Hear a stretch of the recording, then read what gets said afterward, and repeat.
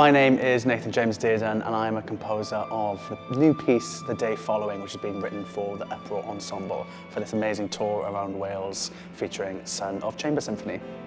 The Day Following is quite a personal piece. It talks about communities, but those that are also lost specifically in Wales. So I'm looking at our memory and how we remember those lost communities and those communities around Wales.